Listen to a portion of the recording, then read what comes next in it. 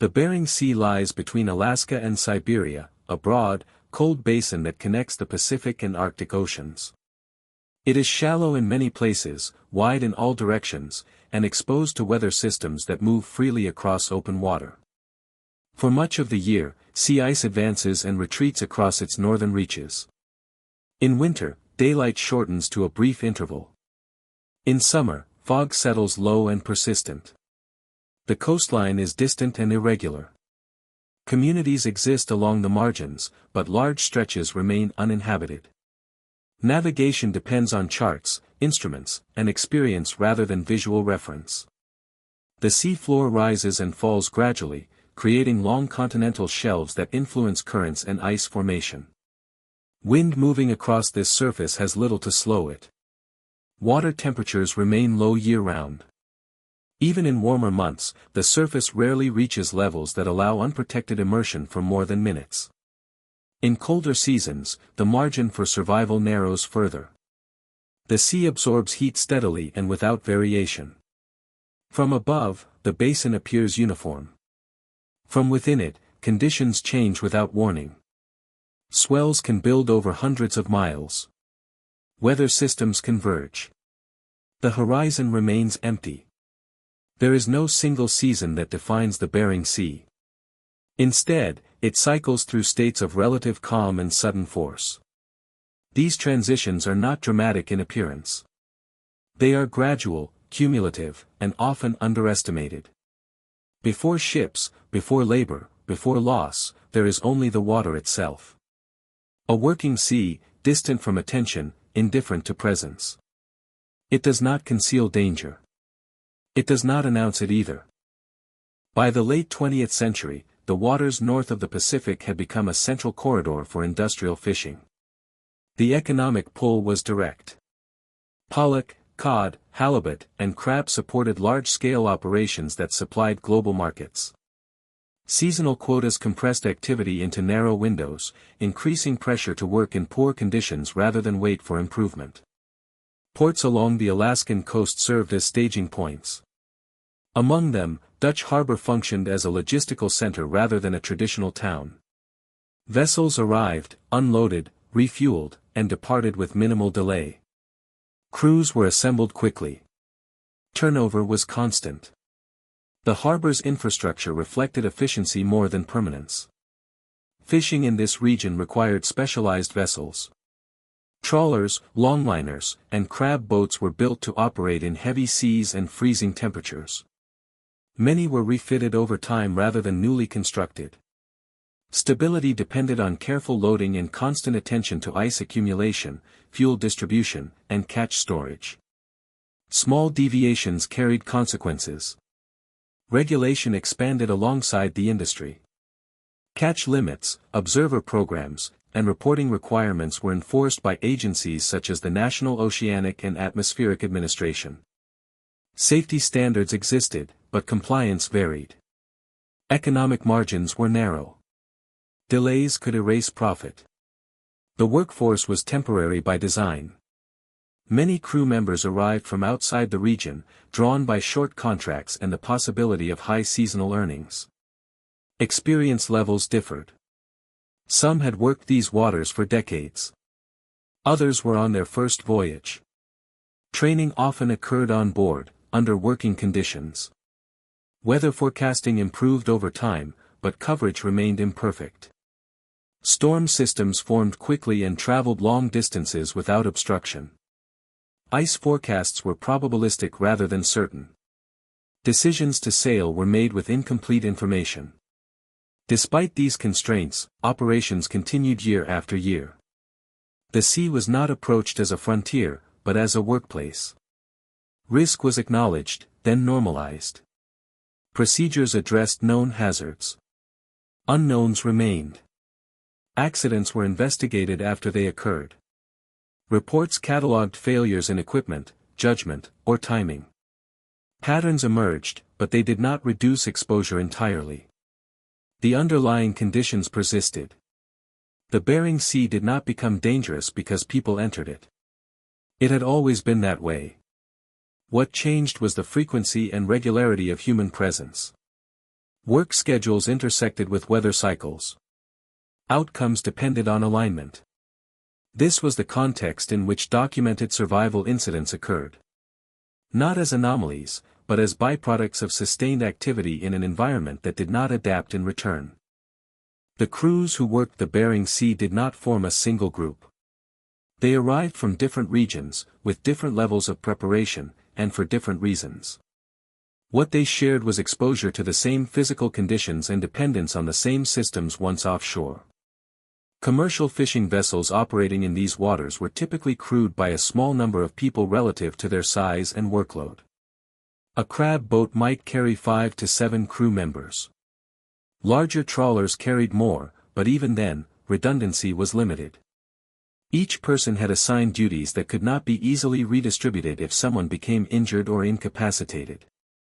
Many captains had long experience in the North Pacific. Their knowledge was accumulated rather than formalized. Decisions were informed by memory of past storms, seasonal patterns, and vessel behavior under load. This experience could not eliminate uncertainty. It only narrowed it. Other crew members were less established. Some were young and entering maritime labor for the first time. Others were transitioning from different industries. Contracts were short. Turnover was expected. Instruction often took place during active operations, not before departure. Safety equipment was required by regulation. Immersion suits, life rafts, emergency position indicating radio beacons, and flares were standard. Their presence did not guarantee effective use. Training drills were sometimes conducted, sometimes postponed.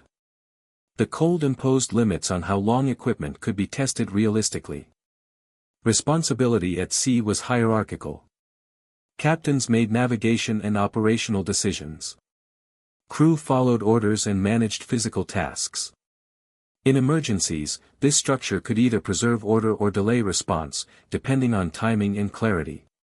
External support existed but remained distant. The United States Coast Guard maintained patrols and search and rescue capabilities in the region. Response times were measured in hours, sometimes longer, depending on weather and distance. Helicopters had range limits. Cutters could not arrive quickly in heavy seas. Before incidents occurred, there was usually nothing remarkable about the voyage. Departure followed routine. Weather forecasts were reviewed.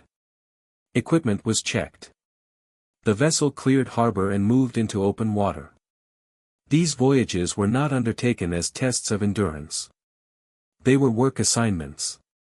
Survival was assumed, not contemplated. Risk was present but abstract. The individuals involved in later incidents were not exceptional in background or intent. They were working under established conditions, following known practices, within an environment that allowed little margin when systems failed.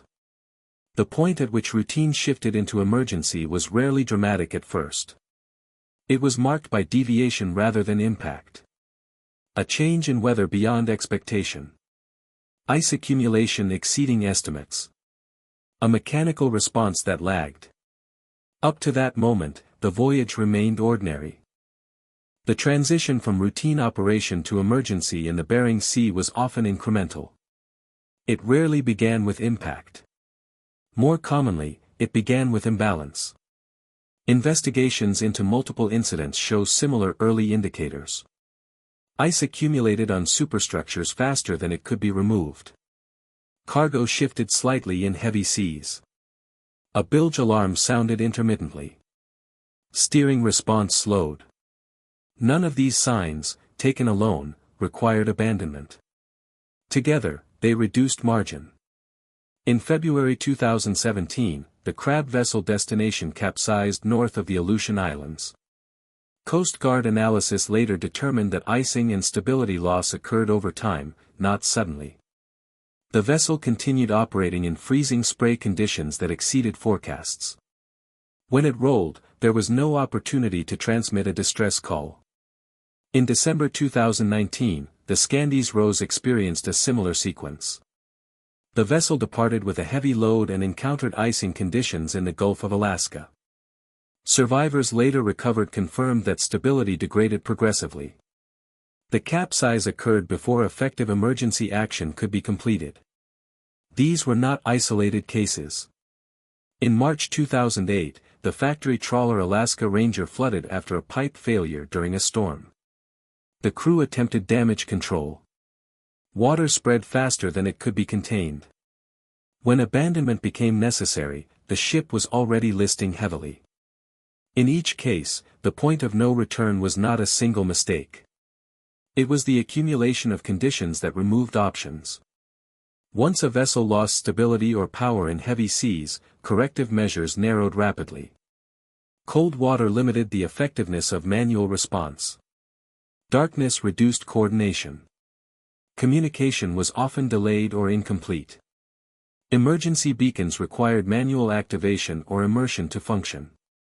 Radio transmissions were affected by weather and power loss. In some cases, no signal was received at all. When vessels capsized or sank, crew members were forced into the water or into life rafts within minutes. Immersion suits extended survival time but did not remove risk. In freezing conditions, manual dexterity declined quickly. Securing rafts and assisting others became difficult. The sea state at the time of abandonment mattered more than the cause of the emergency. High waves separated survivors from equipment. Wind pushed rafts away from debris fields. Visibility dropped. At this stage, isolation became unavoidable. Rescue assets could not be present immediately.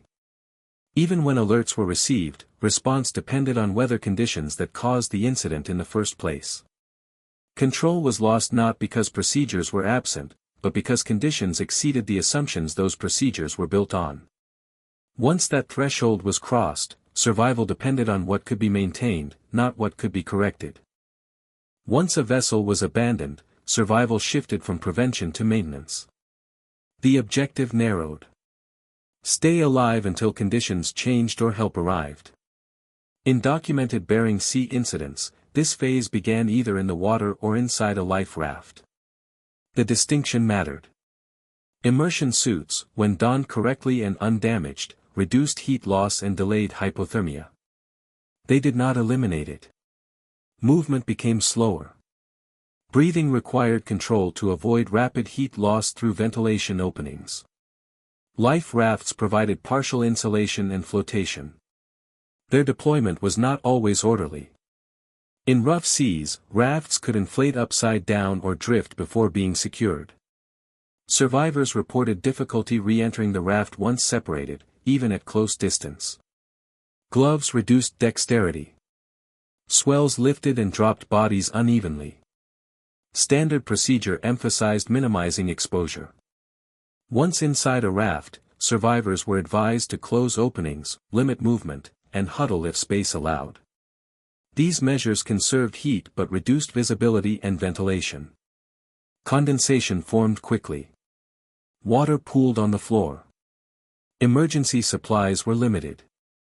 Rafts carried flares, first aid kits, rations, and signaling devices, but quantities assumed short-term use. Food intake was minimal. Hydration depended on stored water or desalination packets. In freezing conditions, water containers stiffened and became difficult to handle. Time perception altered under cold stress. Official reports note that survivors often lost track of hours.